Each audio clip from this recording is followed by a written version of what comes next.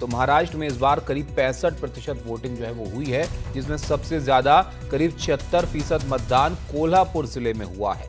वहीं सबसे कम मतदान अगर आप देखेंगे तो वो 52% के आसपास मुंबई शहर में दर्ज किया गया है। लेकिन पोल ऑफ पोल्स एनडीटीवी का क्या कहता है, ये आप यहां पर देखिए।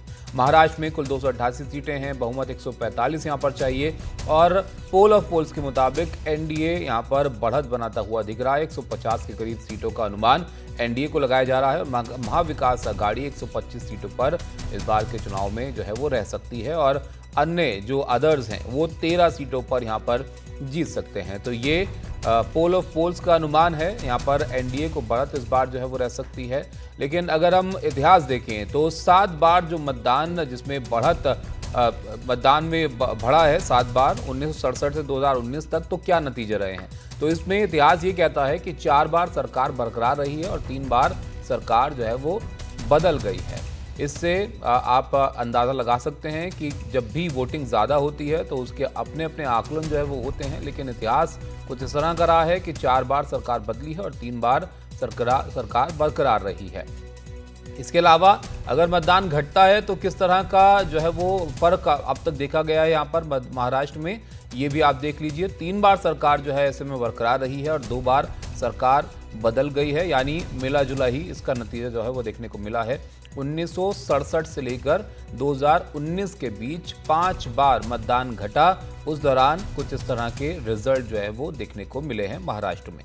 तो ये कुछ विश्लेषण है कि अगर मतदान बढ़ता है या घटता है तो किस तरह के रिजल्ट जो है वो अब तक देखने को मिले हैं यहाँ पर।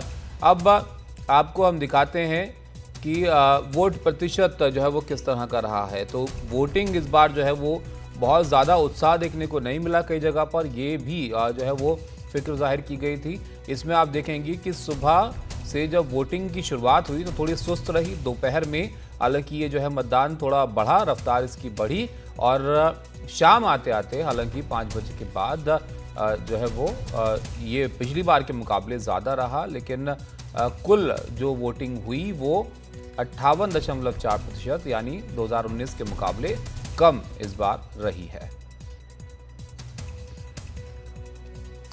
इसके बाद जो प्रतिक्रियाएं हैं वो भी आपको दिखाते हैं। छगन भुजबल और देवेंद्र फडणवीस ने क्या कहा वोटिंग के बाद, वो आप देखिए।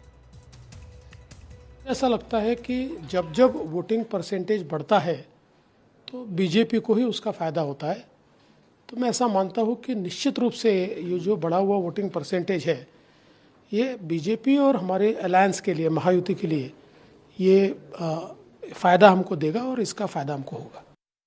यार कुछ जो तुम्हारे जो सर्वे कंपनीज है उनका जो एग्जिट पोल आया है उसमें 3 जो है लोग बोल रहे हैं कि महायुति की सरकार आ रही है और मुझे भी पूरा विश्वास है महायुति की सरकार आएगी। 100% महायुति की गवर्नमेंट बनेगी।